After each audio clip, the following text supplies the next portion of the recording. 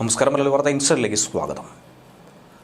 ഏതാനും നിമിഷങ്ങൾക്കുള്ളിൽ തന്നെ കേരളത്തിൻ്റെ മുഖ്യമന്ത്രിയായ പിണറായി വിജയനും അതുപോലെ തിരുവനന്തപുരത്തെ നീതിന്യായ കോടതിക്കും നേരെ ഒരു ബോംബ് ഭീഷണി. ആ ബോംബ് ഉടൻ തന്നെ പൊട്ടുമെന്ന ഒരു സന്ദേശം. ഉടനടി തന്നെ നഗരത്തിലെ പോലീസ് ഉദ്യോഗസ്ഥരൊക്കെ തന്നെ ഏറെ ജാഗ്രതയോടുകൂടി നോക്കിക്കാണുന്ന ഒരു വിഷയമായി ഇത് മാറിയിരിക്കുന്നു. ഇതാദ്യമായിട്ടല്ല, 50-ലധികം തവണയായി ഇക്കഴിഞ്ഞ 3-4 മാസങ്ങൾക്കുള്ളിൽ നഗരത്തിലെ പല മേഖലകൾക്കും ഇതുപോലെ ബോംബ് ഭീഷണി ഉണ്ടാകുന്നു. പ്രത്യേകിച്ചും ക്ലിഫ് ഹൗസിന് നേരെ, മുഖ്യമന്ത്രിയുടെ ഔദ്യോഗിക വസതിക്ക് നേരെ. അങ്ങനെ പോലീസിനെ വട്ടം കറക്കിയ ബോംബ് ഭീഷണിയുമായി ബന്ധപ്പെട്ട അന്വേഷണമാണ് പോലീസ് ഇപ്പോൾ നടത്തുന്നത്. മുഖ്യമന്ത്രിയുടെ ഔദ്യോഗിക വസതിക്കും തിരുവനന്തപുരം ജില്ലാ കോടതിക്കും നേരെയാണ് ഈ ഭീഷണി ഉണ്ടായിരിക്കുന്നത്.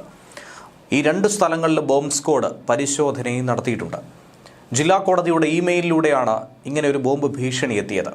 തമിഴ്നാട് രാഷ്ട്രീയത്തിലെ ചില പ്രശ്നങ്ങൾ ഭീഷണി സന്ദേശത്തിൽ ചൂണ്ടിക്കാട്ടുന്നുണ്ട്.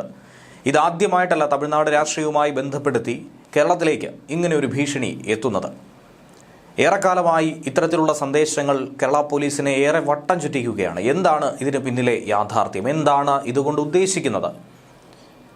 ഇത്തരത്തിൽ വ്യാജ സന്ദേശങ്ങൾ ആദ്യം അയച്ച് ശരിയായ രീതിയിലുള്ള ഏതെങ്കിലും അപകടം ഇനി സംഭവിക്കുമോ എന്ന ആവലാതി അടക്കം പോലീസ് ഉദ്യോഗസ്ഥരും പങ്കുവയ്ക്കുന്നുണ്ട്. അതുകൊണ്ട് നിതാന്ത ജാഗ്രതയാണ് നഗരത്തിനുള്ളിൽ പാലിക്കുന്നത്. പ്രത്യേകിച്ച് ഓണക്കാലമായതുകൊണ്ടും നഗരത്തിൽ ഓണാഘോഷ പരിപാടികൾ നടക്കുന്നതുകൊണ്ടും വലിയ ജനസാഗരമാണ് തലസ്ഥാന നഗരിയിൽ അനുഭവപ്പെടുന്നത്. ഈ സാഹചര്യത്തിൽ ഇങ്ങനെ ഒരു ഭീഷണിയെ വളരെ ഗൗരവകരമായി തന്നെയാണ് പോലീസ് ഉറ്റുനോക്കുന്നത്.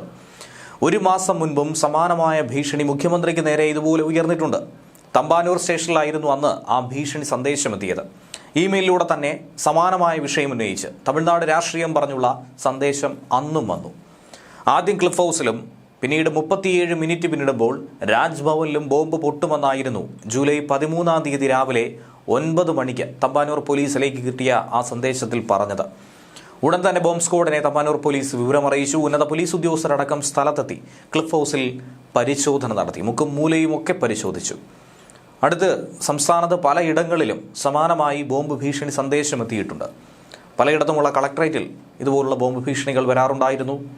മുഖ്യമന്ത്രിക്ക് നേരെ, സെക്രട്ടേറിയറ്റിന് നേരെ, അതുപോലെ കോടതി സമുച്ചയങ്ങൾക്ക് നേരെ, അങ്ങനെ പലയിടത്തും ബോംബ് ഭീഷണി വരുന്നു.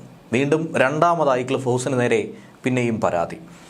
ആദ്യം മുഖ്യമന്ത്രി പിണറായി വിജയന്റെ ഓഫീസിൽ അങ്ങനെ ഒരു സന്ദേശം എത്തിയിരുന്നു. ബോംബ് സ്ക്വാഡും ഡോഗ് സ്ക്വാഡും പരിശോധന നടത്തിയെങ്കിലും അസ്വാഭാവികമായി ഒന്നും തന്നെ കണ്ടെത്തിയിട്ടില്ല. പഴുതടച്ച സുരക്ഷ തന്നെയാണ് മുഖ്യമന്ത്രിക്ക് വേണ്ടി ഒരുക്കുന്നത്. അത് വ്യാജമാണെന്ന് അന്ന് തന്നെ പോലീസ് ഉറപ്പിച്ചു പറഞ്ഞു. എന്നാൽ അത് ആദ്യമായിട്ടല്ല. അതിനു മുൻപും കേന്ദ്ര ആഭ്യന്തരമന്ത്രി അമിത്ഷാ ഇതിനു മുൻപ് കേരളത്തിലെത്തുന്ന സമയത്ത് അതുമായി ബന്ധപ്പെട്ട ഒരു ഭീഷണി സന്ദേശം കിട്ടിയിരുന്നു. അതും വ്യാജമാണെന്ന് പിന്നീട് കണ്ടെത്താൻ കഴിഞ്ഞിരുന്നു. 4 മാസം മുൻപും സമാനമായ വ്യാജ ഭീഷണികൾ കേരളത്തിലെ പലയിടങ്ങളിലായി സ്ഥിരമായി എത്തുന്നുണ്ടായിരുന്നു. ഇതിന് പിന്നിൽ ആരെന്നുള്ളത് ഇതുവരെയും കണ്ടെത്താൻ കഴിഞ്ഞിട്ടില്ല എന്നുള്ളതാണ് മറ്റൊരു വിഷയം.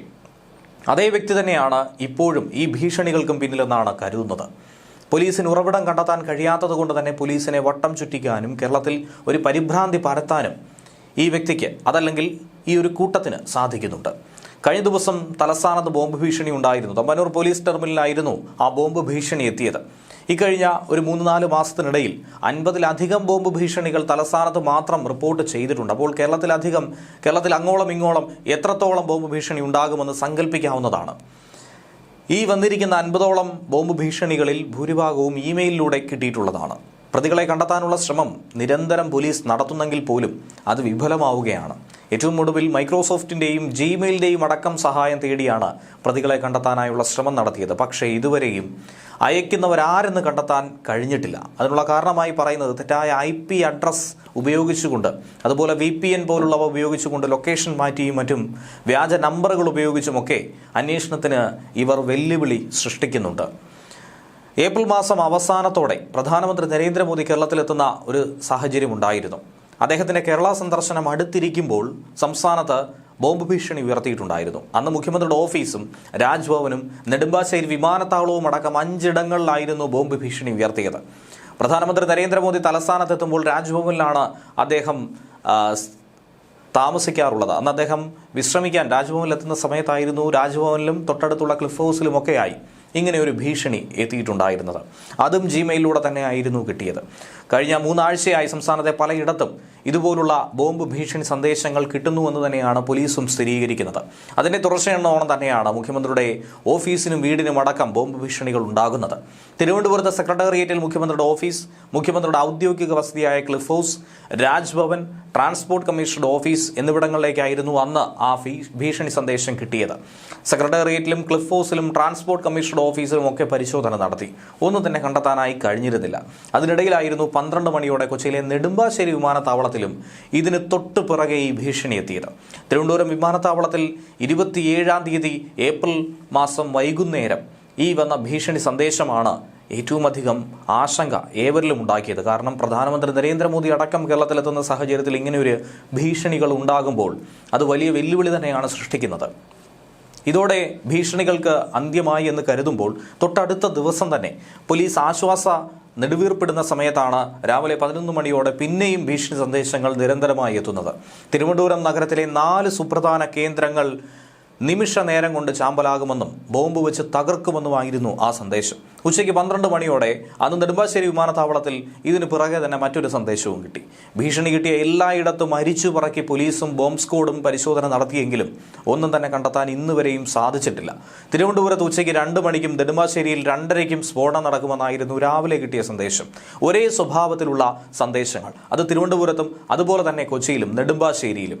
അതിലൂടെ തന്നെ ഔദ്യോഗിക വൃത്തങ്ങൾ മനസ്സിലാക്കുന്നത് ഇത് ഒരേ വ്യക്തി തന്നെ ആയിരിക്കും, ഒരേ ഗ്രൂപ്പ് തന്നെ ആയിരിക്കും എന്നുള്ളതാണ്. ഇവരെ കണ്ടെത്താൻ കഴിയാത്തടത്തോളം സമാനമായ ഭീഷണികൾ ഇനിയും തുടർക്കഥയാകുമെന്നുള്ളതാണ് മറ്റൊരു ആശങ്കപ്പെടുത്തുന്ന വസ്തുത. അതീവ സുരക്ഷാ മേഖല ആയതുകൊണ്ട് തന്നെ CASF, പോലീസ്, ബോംബ് സ്ക്വാഡ് എന്നിവരുടെ നേതൃത്വത്തിലാണ് എയർപോർട്ട് അടക്കമുള്ള മേഖലകളിൽ പരിശോധന നടത്തേണ്ടി വരുന്നത്. ഇമെയിലിലൂടെ വരുന്ന ഭീഷണി ആയതുകൊണ്ടുള്ള വെല്ലുവിളി തന്നെയാണ് ഇപ്പോഴും പോലീസ് പരാതിപ്പെടുന്നത്.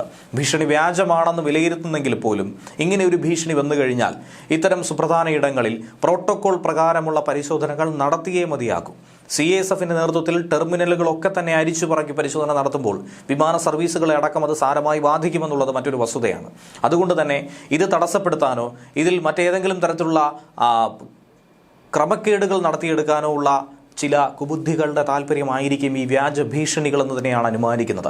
അതുകൂടാതെ പുറത്തെ സംസ്ഥാന പോലീസിന്റെ നേതൃത്വത്തിലുള്ള സംഘം പരിശോധന നടത്തിയെങ്കിൽ പോലും ആരിലേക്കും എത്താൻ കഴിയാത്തത് വലിയ ആശങ്ക തന്നെയാണ് സൃഷ്ടിക്കുന്നത്. നേരത്തെ ഹൈക്കോടതിക്കെതിരെ പോലും വ്യാജ ബോംബ് ഭീഷണി ഉണ്ടായിരുന്നു. 2 ദിവസത്തിനിടെ 8ഓളം വ്യാജ ഭീഷണി അന്ന് തന്നെ റിപ്പോർട്ട് ചെയ്യപ്പെട്ടതുമാണ്. ഉടനടി തന്നെ ഇതിന് ശാശ്വതമായൊരു പരിഹാരം കണ്ടെത്തേണ്ടത് അനിവാര്യം തന്നെയാണ്. ഈ ബോംബ് ഭീഷണി കഥകൾ, വാർത്തകൾ, വ്യാജ കോളുകൾ ഇതൊക്കെ തന്നെ അവസാനിപ്പിക്കേണ്ടതാണ്. അതിനുള്ള ശാശ്വതമായ ഒരു പരിഹാരം അത് കേന്ദ്ര ആഭ്യന്തര മന്ത്രാലയം തന്നെ മുന്നോട്ട് വയ്ക്കണമെന്നുള്ള അഭ്യർത്ഥനയും ഇതോടൊപ്പം തന്നെയുണ്ട്. ന്യൂസ് ഡെസ്ക് മലയാളി വാർത്ത ഇൻസൈറ്റ്.